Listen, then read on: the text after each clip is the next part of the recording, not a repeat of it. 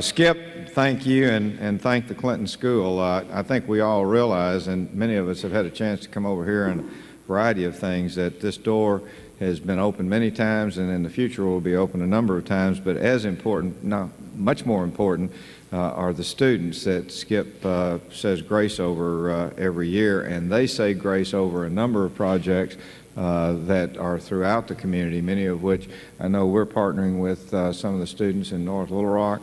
Little Rock, I'm sure our local area, which reaches maybe to Conway, certainly all benefit by the talented young people, and it makes one feel good to know that you have upcoming good tax-paying citizens that are going to be going into communities all over the country, and several are actually living in North Little Rock and being a permanent part of the community once they finish their degree. So on and on, the future indeed is our young people, and the Clinton School is a big part of the future of not only Central Arkansas, but the impact that it's going to have on the globe is unyet told, but certainly the odds are in great favor that the students here will go back and not only help their own areas, but certainly in a broader context. So let me just ask us all to join together in thanking the Clinton School for all of what it does, not only today, but for the future of our country and the globe.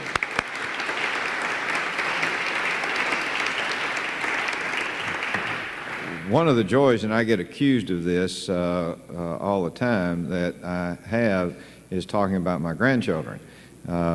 We have Savannah Lou that's 10, and I don't know how many of you had a chance. Skip referred to our trails over in North Little Rock, but Bob Rhodes I see in the back there, and he's the director of our Parks and Recreation Department and helps us keep, along with our street department, the trails in great shape. We want to thank them for what they do, Public Works and Parks Department.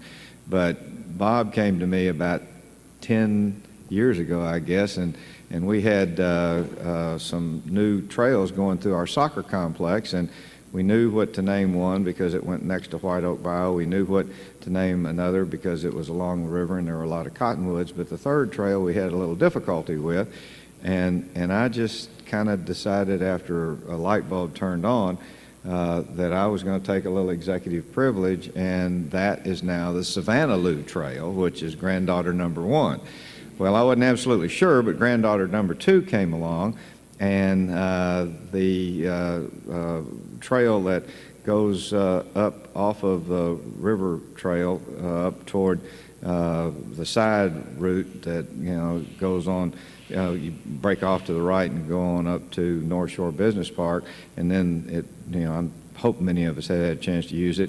That then became the Isabella Joe Trail, and 4 years later, my grandson Harper came along, who's 4 years old, and we didn't have any trails, at least at that point. So he really got his name on something that's the longest because it's mostly a combination of road and a little bit of trail. But Harper's Loop is what goes out to the eastern part of the county and kind of delves out in there. So that just gives you a little underlying joy of what I've had a chance to share, and every time I take a bike ride, I've got to at least touch each one of those 3 trails. So I would encourage y'all to do the same. Bicycling is a real joy. It's fun. It's a good part of what we want to do around here. I know the young people all over the country, certainly those in this area. In fact, I understand that from an economic standpoint, bicycling, both in terms of the events that are taking place, I know the Big Dam 100 as well as Tour de Rock is coming up, as well as a number of others. So the economics of bicycling and the different aspects of what you do in that industry is one of the larger economic forces in the state of Arkansas. So, there are dollars that are involved.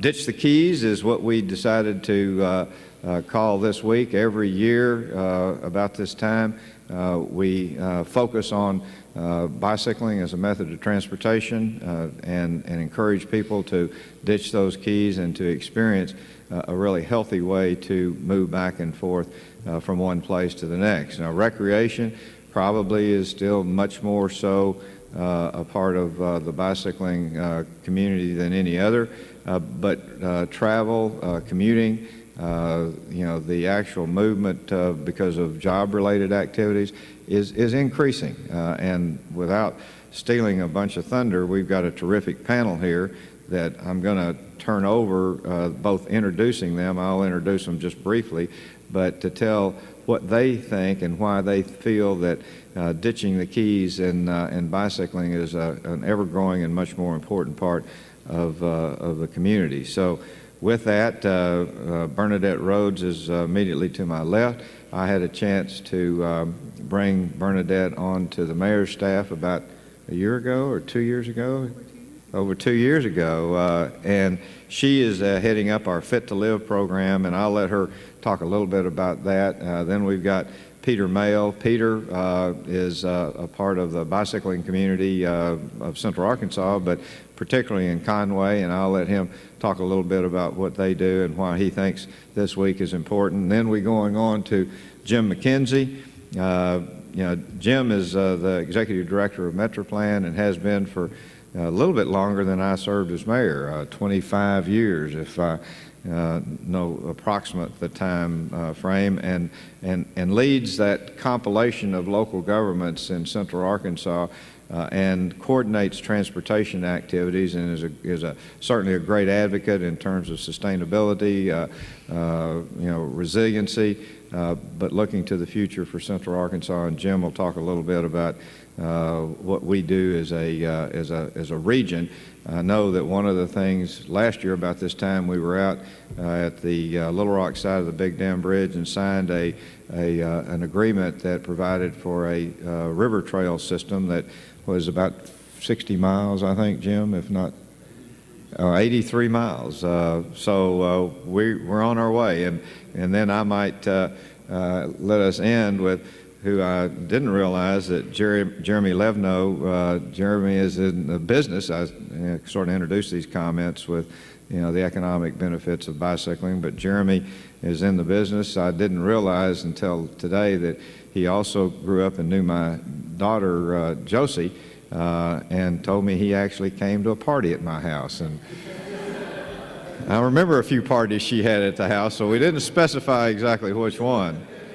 But we've got a terrific panel, and I certainly appreciate all of y'all being here on a rainy day. I hope you've had a chance to bike to work. If not, I'm going to lead a convoy, as well as many others, departing the Park Hill Baptist parking lot at 6:30, actually 6:45 in the morning, and we're going to all gather over at the Rose Garden right next to the county offices. Then we're going to go to the Capitol Hotel for a little bit of a brunch that they're providing. So we encourage everyone to take a look at different convoys that are going from all over the central part of Little Rock and North Little Rock, and join one and enjoy us in biking to work and have a great time. So with that, let me again thank you and ask Bernadette to tell us, in addition to your introduction, and then we'll go on down the table about why you think this week's important. Bernadette Rhodes. Thank you.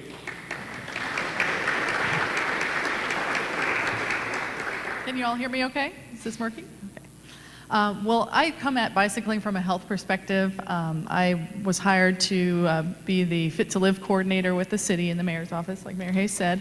And it's all about, Fit to Live to me is all about incorporating healthy eating and active living as a regular routine part of your daily life. And we know that the environment that we live in affects how likely we are to lead a healthy lifestyle, whether you're able to walk to see a friend or go to the grocery store, and when you get to that grocery store, whether you have healthy options that are affordable to buy. So my job, in addition to working on employee wellness for city employees, is all about creating environments in the city and encouraging policies that support healthy eating and active living. So I came to bicycling from that perspective, and have since started co-chairing our North Little Rock Bicycle Friendly Community Committee that works on revising our annual bike plan, and also working with the League of American Bicyclists to reapply and hopefully improve our bicycle-friendly community status this year. So I'm coming at it from a health perspective, so naturally, I think it's important to make bicycling an option for everyday living, so recreationally as well as utility uses. I'd like to see more children walking and biking to school. I'd like to see more adults being able to bike to work. So I look at things that will make that easier. I'm particularly interested in the interested but concerned crowd that would like to bike but is concerned about perhaps safety or convenience. To me, convenience is king. So what I think about on an everyday basis is making it more convenient and safe. I'd like to mention that we have really made great strides, I feel, in Central Arkansas on the education portion of bicycle friendliness. There are 5 E's to bicycle friendliness. It's education, enforcement, engineering, evaluation, and encouragement. Thanks for encouraging me to remember that. And so we've definitely made strides on the education and encouragement sides. We have several Safe Routes to School grants in Central Arkansas. North Little Rock, the city of North Little Rock is one of them, and I know at least there's Forest Heights in Little Rock that's a Safe Routes to School. And that has allowed us to engage PE teachers in educating kids in PE classes about bike and pedestrian safety, and it also allowed us to train a team of league cycling instructors, of which 5 are in this room. So I want to point out Judy Lansky, Corrine Frazier, Peter Mayle, myself, and Mayor Hayes.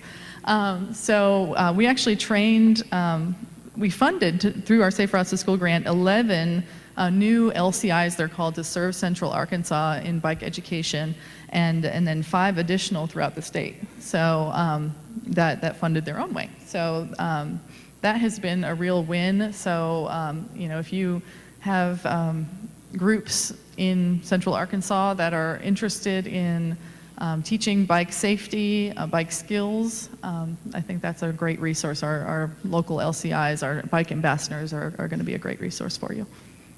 Let me, before I turn it over to Peter, he is a founding member of the Conway Advocates for Bicycling, and I see Judy Lansky. Judy's there. I just recently went on the board of BACA, which is the Central Arkansas Bicycle Advocacy of Central Arkansas, and we encourage you, whether it be Conway or Central Arkansas or the state. I think there's Arkansas Bicycle Association or club. Find one if you're not a member of one and join it. Your voice is important. BACA, by the way, and Peter, I'm sure, will give a commercial for Conway, www.bicycleadvocacy.com, and all of what you ever need to know. Judy is here if you need to ask her anything after the session, but we'd love to have anybody that's not a member a part of it. So, Peter, floor is yours. Thank you. Good afternoon. I'm your Conway representative, and we do have a contingent here from Conway. A couple of them even rode from Conway? No, maybe not. Rode from the Big Dam Bridge, didn't you, Todd? Good, good. Jeremy and I thought we might say a little bit about our background and why we're interested in cycling. I think people ask me, well, they see my bike, how long have you been cycling? And I think, well, I think since about 6 or 7, off and on. They usually mean, how long have you been riding seriously? But it seems like I have been riding seriously since then. It's just been an important part of my life ever since I can remember. My father was a cyclist, so he probably hooked me on it as well. I don't necessarily come at it from a health perspective, but it is very healthy. I think I come at it from a freedom and fun perspective, really. As a kid, I remember that's mainly what it was, and it still is that for me, that I can just hop on my bike and go somewhere. And before any of my friends had the run of the town, I grew up in Frederick, Maryland, I had the run of the whole town because I was on my bike and I could just go anywhere I wanted to. So it's always been a great sort of libertarian kind of ideal for me to be a bicyclist. So we have been doing some great things in Conway. Some of the things that Bernadette mentioned, we've been trying to do as well. I remember talking to Judy a long time ago when we were first starting our group, thinking about whether we should get together with them or should we start our own group, and we had so many people that wanted to do it, we just said we're going to do our own Conway Advocates for Bicycling. That group is probably, people can help me here, Greg's here, who's the starter of that, 5, 6 years old. By 2008, right, 2008 we started that effort. Conway became a bicycle-friendly community in 2011. Bronze level, one of about, how many do we have in Arkansas now? 3, 4? Did we get another one? I thought it was 3, too, but maybe we have 4 now. Fayetteville, Conway, and North Little Rock, and who else?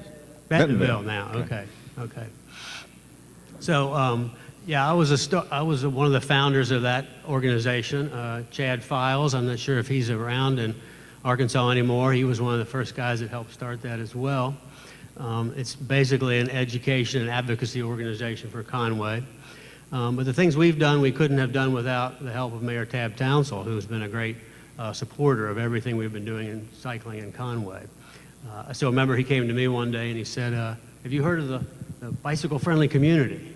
It's the League of American Bicyclists. And I knew the American Bicyclists. I actually knew them when they were the League of American Wheelmen, before they got politically correct and fixed their name. But I didn't know about the bicycle-friendly community, so we sat down together, and he said, I want Conway to become a bicycle-friendly community. And he was serious about it. He knew, as Mayor Hayes does, about the economic impact of bicycle-friendly community. About the same time, we were courting HP to see if they would come to Conway. And they had asked him, are you a bicycle-friendly community? He was like, yeah, we are. That was about the time we were starting this whole process. So that was part of the impetus, but he's been a supporter all along. And we started a city task force, similar to what Bernadette mentioned for Conway. So we have the Bicycle and Pedestrian Advisory Board now. That's an active group advising the city.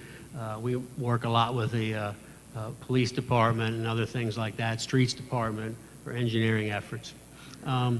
We don't have a river trail yet, but our trail is getting closer to the river all the time. And sometime I'd like to see it run all the way down to Little Rock. Wouldn't that be fantastic? There's a vision to shoot for. Bring it all the way down to Little Rock. I'll let Jim speak and Jeremy a little bit. As I introduced, as I turned it over to Jim, one of the things that I had a chance to do in our 54.6 square miles in North Little Rock was have a great amount of flexibility in doing things, and I wanted to put a sharrow down on some of our roads, and I thought, well, I just tell our public works folks to do it. Well, that would have been easy, but then those people who rode in North Little Rock may have folks in Little Rock may have a different sharrow, and the county might have a different one, and then Conway might have a different one. And so I thought, well, the smartest thing to do is to try to get all of us to agree to one sort of signage system, and that's why I knocked on Jim's door. Jim picked up the ball. Only problem was it was about 6 months, maybe a little bit longer before it went through the process, but then we all had one stamp in terms of signage that we all can reflect on in terms of coordination. So it's extremely important. Trails, are never ending, and they go from one point to the next where you decide, but they ought to just never end, and that's why that people ought to have consistency, and that's one of the things that MetroPlan helped us with and continues to help us with a variety of things. So Jim McKenzie. Thank you, Mayor. Are we on? Good. MetroPlan is a council of local governments. We represent 25 local governments in 4 counties here in central Arkansas. And one of the things that we do is we're charged by the federal government with doing a long-range transportation plan that includes roadways and public transit and pedestrian ways and cycleways. The title of the session today is Ditch the Keys, Better Air, Better Cycling, and so I'm the air guy. I get to talk about clean air and how that relates to bicycling. There is a ozone season in Arkansas. Ozone is a criteria pollutant, air pollutant, and 20 years or so ago we entered into a memorandum of understanding with the Department of Health and the Arkansas Department of Environmental Quality to sponsor Ozone Action Days to make people aware when high ozone days were supported by funding from the Highway Department, work closely with the National Weather Service. So the ozone season in Arkansas starts the 1st of May and goes all the way through September, although as summers get hotter these days it's stretching into October a little bit. Several years ago, we hammered out a partnership with BACA to coordinate the kickoff of Ozone Action Days with Ride to Work Week and Ride to Work Day in particular, and that has expanded over the years. So one of the things that we want you to do is to ditch the keys during ozone season. Cycling is a wonderful way to do it. If you live close enough to work to walk, that's good. Take public transit, carpool, whatever you can do to keep from putting the keys in the ignition and turning on the engine, because when you do that, nitrous oxides come out of the tailpipe and get cooked in the heat of the summer sun into ozone, which is bad for your lungs. If you're a little kid, or if you're an old person or an asthmatic like me, high ozone levels can literally sunburn your lungs from the inside, so we want to try to avoid that.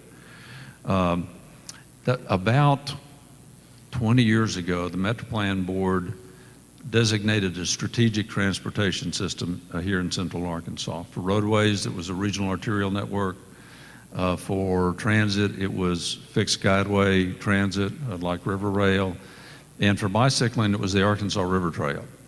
And we saw that as a strategic investment to stimulate bike riding here in Central Arkansas. So over the years, as that trail has grown organically, and here's a great story. Judge Valines gets a lot of credit for 8 years of perseverance in building the Big Dam Bridge.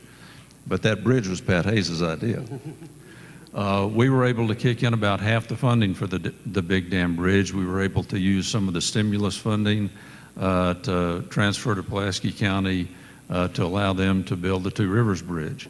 And we're currently hosting the Arkansas River Trail website, if you haven't been on it, arkansasrivertrail.org, and continue to work to get the trail all the way up the river to Conway and across the Toadsuck Bridge and back. That's 83, 87 miles. I'll bet if we can figure out a way to make it an even 100, we'll be able to do that. Improve shoulders along the state highways, connect to Pinnacle Mountain State Park. As Mayor Hayes alluded, we signed a really historic memorandum of understanding with 3 counties, 6 cities, 2 federal agencies, and 2 state agencies, all of whom own a part of the Arkansas River Trail, or the trail goes through their jurisdiction, to work together to make that really a premier attraction here in Central Arkansas. And hopefully then, more people will be riding bicycles and putting pressure on your local government leaders to build more bike trails and safer bikeways in their cities so that you can get around safely. So that's my spiel. I'll turn it over to Jeremy. Well, I'm going to inject one thought. And first of all, thank you. I was always accused of taking 10 minutes to say 2 minutes worth of stuff. But there are always so many pearls of wisdom that you've got to put out that not before, but before interested people. But Jeremy is on the business side, but obviously represents a little bit of the younger segment, referred to a friend of my daughter's. But the future of communities are those, at least in our minds, that can be walkable and concise and have the kind of assets that and infrastructure that really people want to reintroduce themselves in many respects to neighborhoods being neighborhoods. So Jeremy's in the business, and we're excited about listening to what his comments are, and I'll save another postscript for a little bit later. So Jeremy, turn it over. Thank you. Thank you, and thank you for having me. I feel honored, as I'm usually sitting out here at these discussions and lectures. To be actually on a panel like this is very humbling. I am the bike ped coordinator for the city of Little Rock. I also own a business called Bobby's Bike Hike in the River Market that does bike tours and rentals around Little Rock. And just to give you a little background about who I am and how I got involved in this, I wasn't always a cyclist my entire life. In fact, I grew up in Little Rock, and I went to school at UCA. And I lived 2 blocks away from campus, and I'd find myself driving to school and then circling the parking lot about 4 times looking for a parking spot. And it literally never dawned on me that I could walk or bike to work. I was that attached to my car. After college, I moved up to Chicago, and after a few different stints on different jobs, I decided to start a business and up there called Bobby's Bike Hike.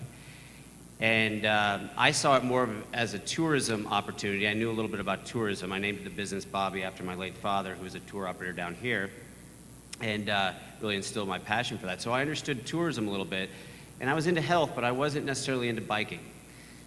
Nonetheless, I sold my car to start my business. I needed all the money I could get, and started the business, and literally found myself thinking, how in the heck am I going to get around? And so I looked at these 25 bikes that I had, and I said, you know what, maybe I'll start riding this.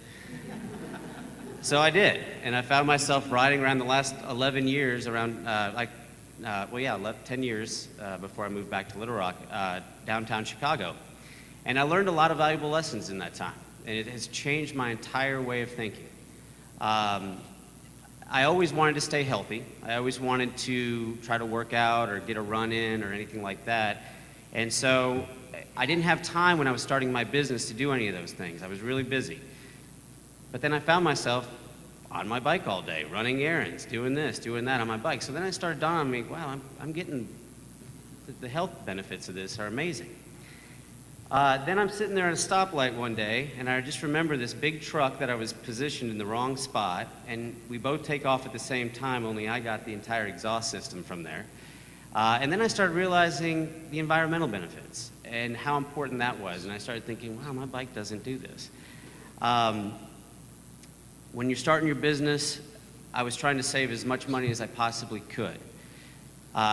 So when I started thinking about all the cost savings that went along with me riding my bike as opposed to driving or taking cabs or anything like that, I saw a statistic recently that $8,500 a year is spent on cars per person. It's $150 to own a bike, and it's free to walk. So those things really, build on. You talk about the economic impact, just on a business level, but think about that cost savings of what you can do by taking that money and pumping it back into our local economy. Then the community benefits. The fact that I can pull over on my bike and start a conversation with anybody a fellow biker or someone on the sidewalk really made me realize that with more people on the streets or out on the streets or away from their car adds to the community and the stronger vibrance of that community. It also creates safer streets and safer neighborhoods. So that really dawned on me. And then the last thing is hitting my first pothole. While I wasn't paying attention, I started thinking to myself, wow, I know a bike didn't really do that. So while I understand that the car is always a necessity, and I still actually, I bought a car a year ago for the first time in 11 years, I try to drive it only once per week. I try to limit and I try to make choices that really cater to that type of lifestyle. And I think that we have a great opportunity, and I want to speak just really quickly to fast forwarding to transferring my business down to, or expanding my business down to Little Rock. I got involved head on with the biking community here because it is my passion. And I've been fortunate enough to become bike ped coordinator for the city of Little Rock in the last 3 years, which is an admirable feat for the city of Little Rock to actually even create this position.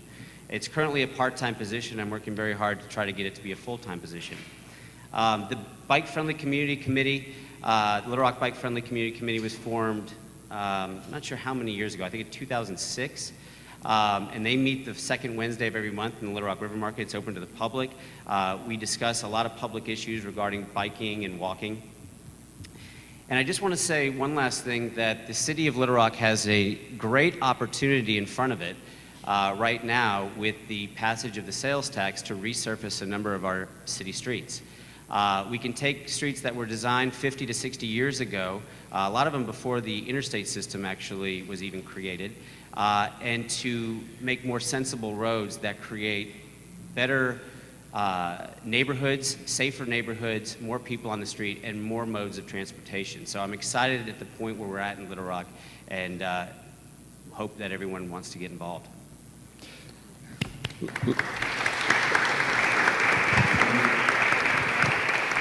I have some questions. First of all, let me add our thank you. Cranford, Johnson, Robinson and Woods, Esperanza, Messina.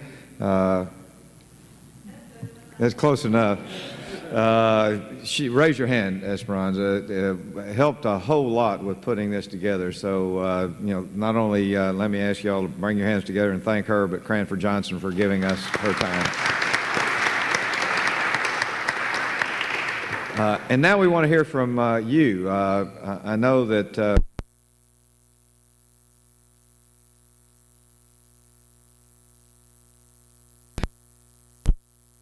owned about 65 between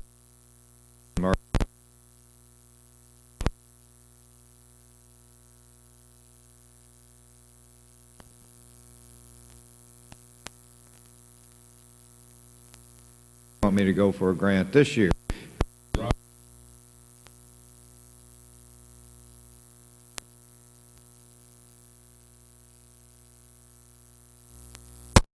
Pfeiffer was the last one that donated the land between the western edge of Burns Park and which is North Shore Business Park, and we made that connection. I took Buddy out there and drove him across that. I don't know if you believe, but Crown Victoria can get across that little wooden bridge. Believe it or not, you know, I had some folks that Honda Civic is a lot easier in crossing it, but I got Buddy out there. And I brought him back, and I told him, you know, I said, on the Little Rock side, I'm not sure. I don't even know if, you know, the Big Dam Bridge or probably the Big Dam. And the reason I get 2% of the credit, because I that idea in front of him, I give Jim Daly 1% of credit, but Buddy gets 97 because he took it from there, and 5 years later we were riding across it. And there are a lot of terrific activities. It's just people don't realize who aren't bikers, and maybe even some that do, we really have a terrific trail system, and it's just continuing to grow. So with that, we're going to open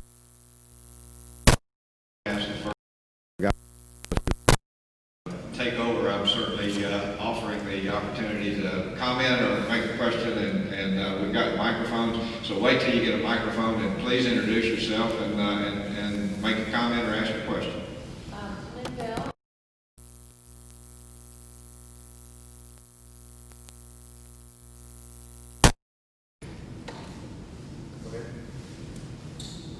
What are some things that you learned about bicycling in Chicago? That's where you're safer and easier. Well, The question is, Jeremy, why don't you repeat the question? yeah, the question is, what kind of things did I learn in Chicago that we could apply here to make bicycling safer, walking safer in Little Rock? There's a lot of infrastructure that obviously place.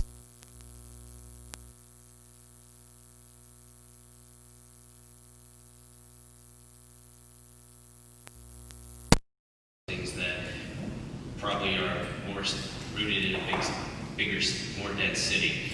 But the things that you can take away are the ability to create or look into the feasibility of road diets. And what that means is basically taking a 4-lane road that was developed, again, a number of years ago for when there was heavy traffic counts in that section of town. And if you look at the section, if you look at the traffic counts at that point, they say that anything under 18,000 cars per day can actually be used or at least looked at for a possible road diet. What that means is you take a 4-lane road and you trim it down to 2 lanes and a turn lane in the middle. So essentially 3 lanes, and then add bike lanes on either side. And the effect that that has, especially on some of these roads that have traffic counts, such as, you know, Main Street is one that's been discussed a lot, which is a road diet contender, is the fact that you've got 5,500 cars a day that travel on Main Street. Okay, that's way under 18,000 considered for a road diet. So what that allows for is for traffic to really start speeding up. And what that does to the entire neighborhood and the surrounding area is it doesn't make it a very good place to really walk or feel safe bicycling. So the idea of providing road diets and such like that. The other things that I learned, you know, beyond just the infrastructure, is just how important it is to look at the basics of where you live. Little Rock, in a lot of the central Arkansas business districts, Conway, Little Rock, North Little Rock, if you get down to the heart and the core, they're really flat. And so it's very conducive to bicycle riding. In fact, when I moved back to Little Rock, I chose to live downtown because I wanted to make sure that I could still bike and walk around. So we have a great, in Chicago, it was extremely flat, which made biking extremely accessible. I remember one time I shipped a bike down to my mom down here in Little Rock, and she lives out in West Little Rock, and I took that bike for a spin one day, and I got up one big hill, and I'll be honest with you, I turned right around, and I was like, well, this isn't quite what it was back in Chicago at this point. Now, that was a deterrent at that point. I've become a little bit harder-willed at this point, but the landscape is important. Choosing a place that actually makes sense for bike infrastructure and really putting in bike infrastructure is very important. That's what I'll say on that. You know, let me just, one of the opportunities, and then as somebody, if you want to raise your hand, we'll bring a microphone to you, but as we look forward, Jim didn't touch on this, but we're going to have a terrific both problem and opportunity starting in what, about a year when they close the Broadway Bridge, Jim?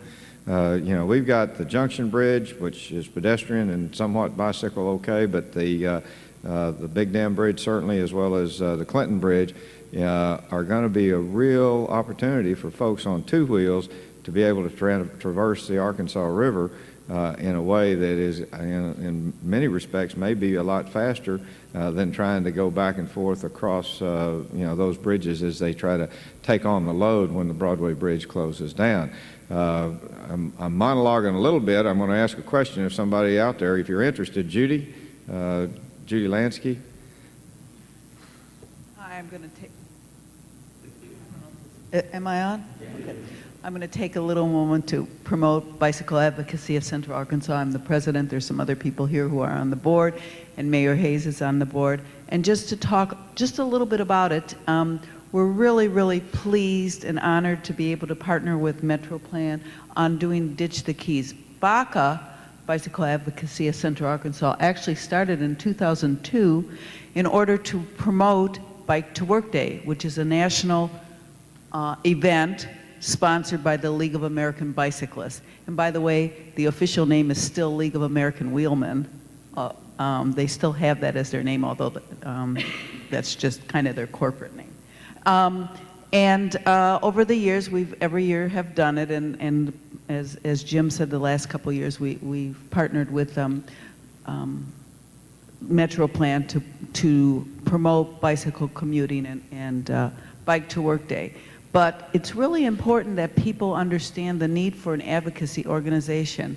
We can have Bike to Work Day and have a bunch of people biking tomorrow, but if we can't get roads safe, ways to get from point A to point B, promote safety and education, we haven't really accomplished anything. We really need to work on getting our streets safe, getting people bicycling, getting people feeling like they're safe, educating them. One thing that Jeremy didn't mention about Chicago that I think is that they had a very supportive mayor in terms of promoting bicycling within the city.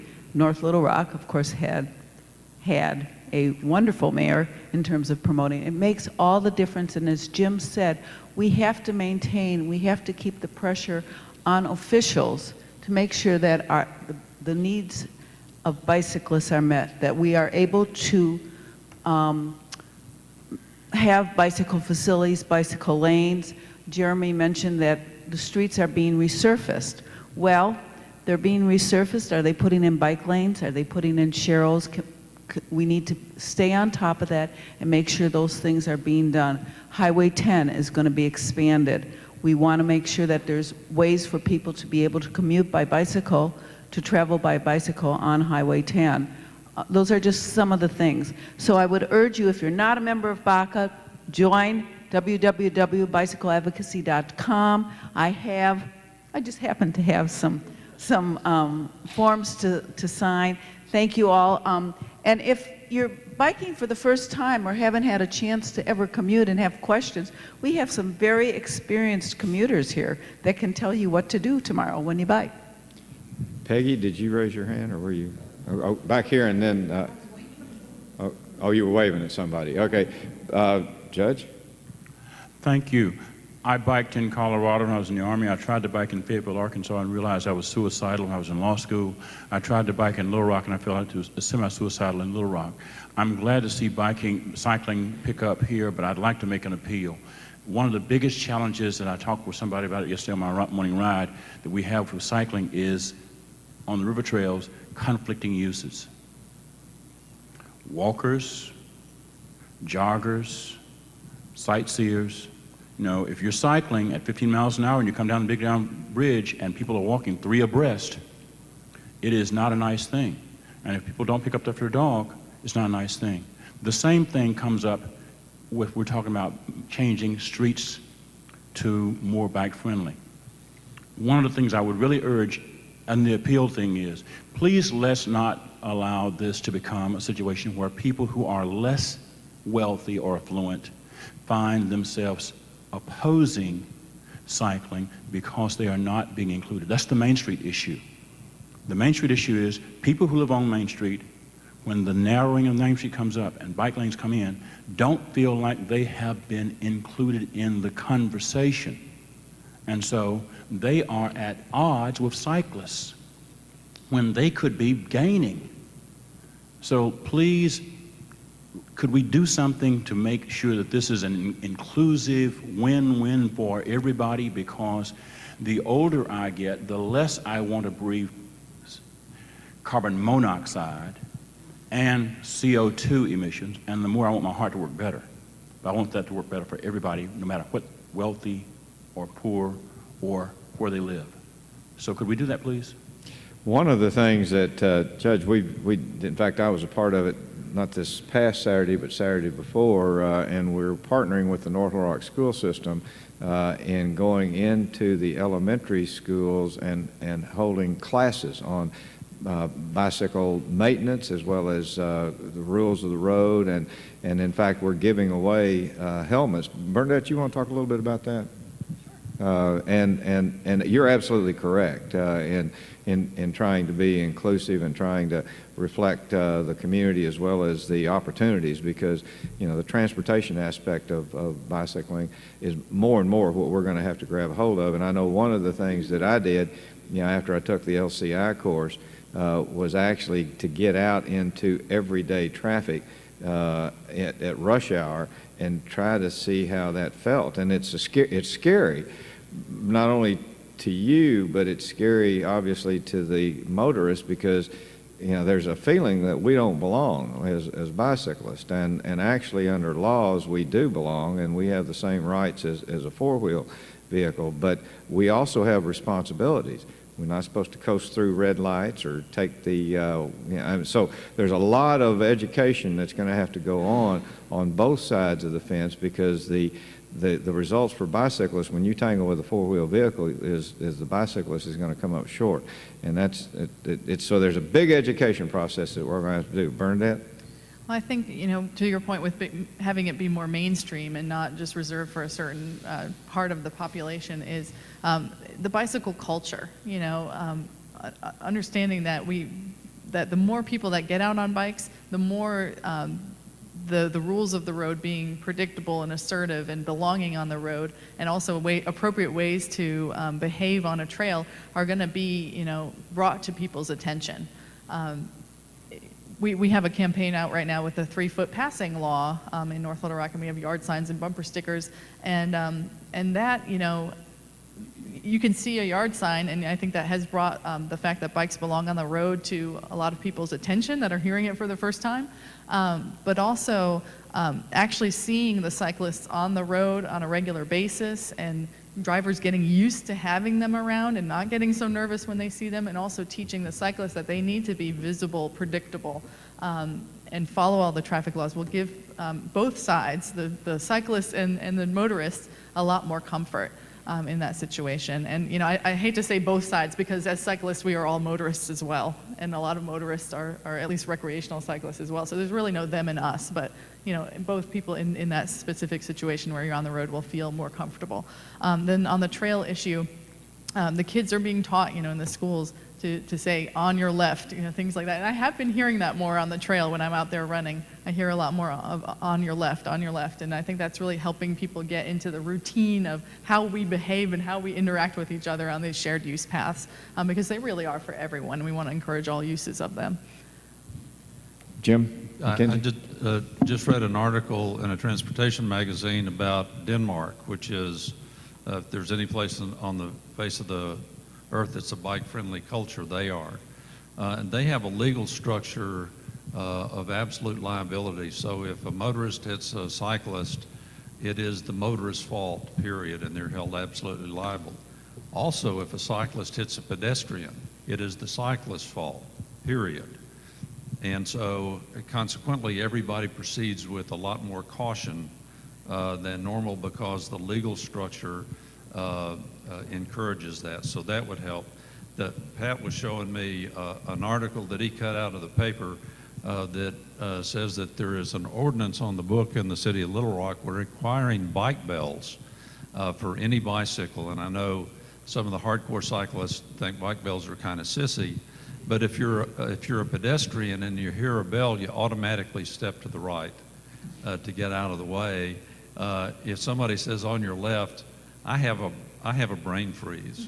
And so my first tendency is to step left, because that's the last word that I heard.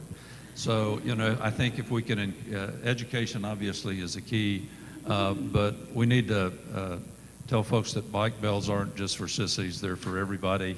And especially on those congested parts of the trail. You know, if you're on dry ground, you can always expand the trail and get it wider beyond the minimum standards. The real choke points are on the bridges, and we need to build the bridges for the long term that have adequate space for clear separation of uses where there's that major speed differential. Peter, did you have something? I wanted to second the thing about thinking about enforcement. That's something we've been struggling with, I think, in Conway. And I'd be interested to hear from people in Little Rock and North Little Rock about what's the relationship with your police department, and how have they been cooperating with you, if they have, and how can we encourage the sort of things you just mentioned from our police department. That's one we've struggled with. I think we've done well on the political side. We've got complete streets ordinance in Conway. We're doing street construction right now, and it's going to be bicycle friendly. We're actually going to have a bridge eventually across 40, so we can get from 40 runs right through the middle of Conway. We need to get from one side of 40 to the other. There's no easy way to get across that, but there will be in the future, and we're hoping that's going to be a really showpiece in terms of a bridge, the same sort of thing you're struggling with as you rethink your Broadway bridge. So we've had good political support. I think the engineering part is coming together well. We need to talk to Bernadette more about Safe Routes to Schools. We've struggled with that, trying to get that program going. So some of our people who are here would want to talk about that a little bit. But I think those are the main things. We've got some good things happening this week. We've got our bike ride tomorrow morning as well. But I don't need to pitch that, because most people here who are here know about it from Conway. But we have our organization as well, cycleconway.org. If you're interested in seeing what we're doing, we've got some good things going too. Let me, I'm going to recognize two more questions. Peggy Muncie had something. Peggy probably is the only one in the room that can claim title to going from coast to coast. About 4 years ago, 5 years ago, started in California and ended up on the East Coast. We've got two. Corrine, you've done it? Okay. So let me, Peggy needs a microphone, and then I'll tell you what, we'll do two more if Nikolai doesn't run us out, and then we'll summarize, 1 minute for each of you to summarize, and maybe we can get out of here on time. All right. All right, just briefly, as a long-term cyclist, I've been biking over 20 years. I used to live in North Little Rock and biked around North Little Rock, loved it. Then we moved to Scott. How many of you ride in Scott? Okay, may I just say, be very, very, very careful. Harper's Loop, even though it is part of our trail system, is not really that safe. I live on Highway 161, which Harper's Loop is on that road. And I'll never forget one day just seeing a group go by, and I thought I'd just jump on and go with them. And I kept saying, guys, there's a car behind us, move over, move over. But I was, saying it nicely. And the people at the stop, when we stopped up at that little produce stand, they said, we don't care what people down here think, So we have got to project the image that even though we have rights, we don't own the road. And these people were riding 3 abreast. I don't know why, they just didn't think that they needed to move over. And I just don't think that's right. I think we, as cyclists, have a responsibility of being role models for these new cyclists that are coming along. We really should not ride. I know there are circumstances 2 abreast is okay. 3 abreast and cars back there, that's just wrong. And the thing about Harper's Loop that makes me very nervous, Mayor Hayes, and I used to think it was safe until my house fronted 161. There is nowhere to move over. There is, you have the end of where the pavement ends, and then you've got a field.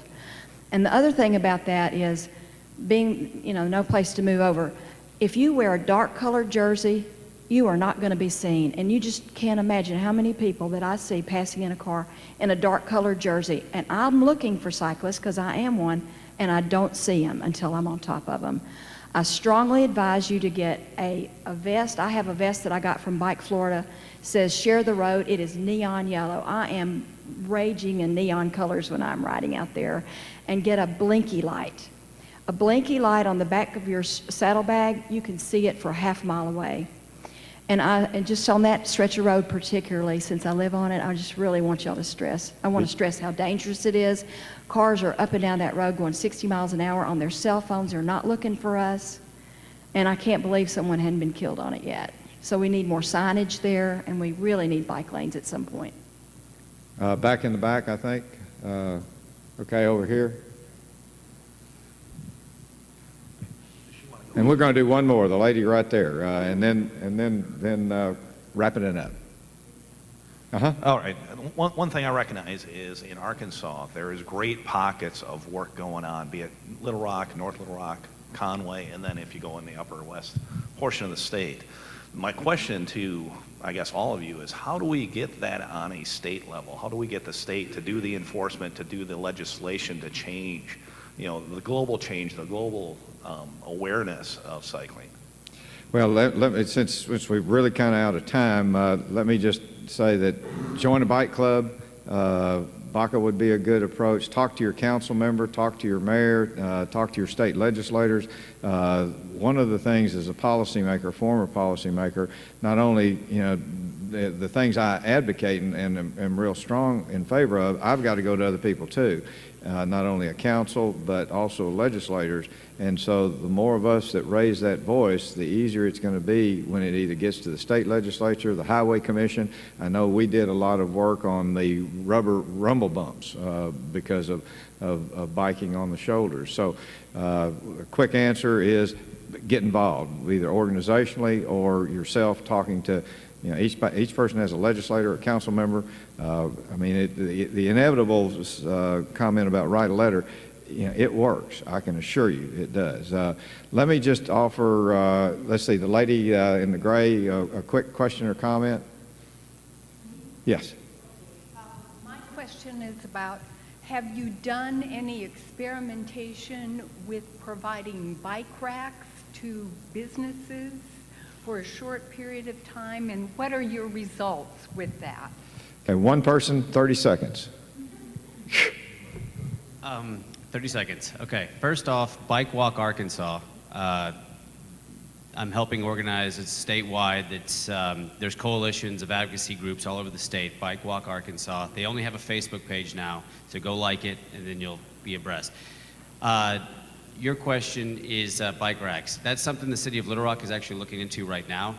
We want to encourage businesses because right now, if you go try to park your bike anywhere, which I do on a regular basis, it's very difficult to find places.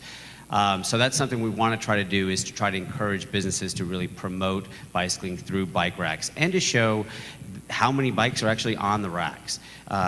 To take Community Bakery on Main Street is a good example of taking a parking spot, putting a bike rack in, and showing that you've got about 5, 6 bikes on at a time, which is basically a city block of cars that would be parked along that stretch. And they've got them all right there in front of the shop. So it's a good example. It's a good educational tool to get those things done. But yes, that was, and I wanted to make sure you knew about Bike Walk Arkansas. One thing in Conway, our Visitors and Convention Bureau paid for purchasing 70 locally made bike racks that have been installed throughout the whole city of Conway. That's one way I think you can do it, if you can get your Visitors and Convention Bureau or somebody like that on board. Also, we have an ordinance that any new business or multi-family apartment has to have a bike rack as part of that. So. Let me just offer, pardon me, instead of a 30-second or a minute summation, anybody that wants to say anything on the panel, 15 seconds. If you want to bike to work tomorrow and you haven't signed up, we have sign-up sheets on your table. Get on with the convoy. It's the safest way to do it, and good luck tomorrow. Anybody else?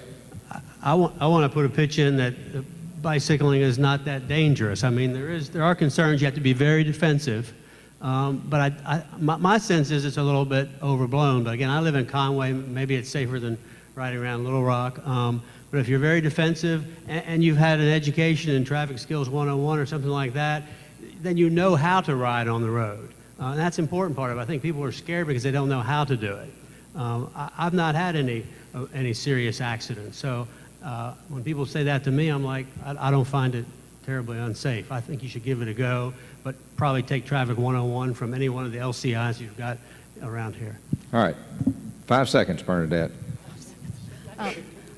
A research report recently stated that riding on the sidewalk is over 20 times more dangerous than riding on a road because motorists are not expecting to see you there or know which direction you're coming from. So riding on the sidewalks is very dangerous, and that's why I want to reach the folks that are not experienced cyclists but cycle all the time out of necessity, or that aren't necessarily following the traffic rules to become more involved and take Traffic Skills 101. As we adjourn, every day the globe has to support 200,000 more people. We net increase 200,000 a day.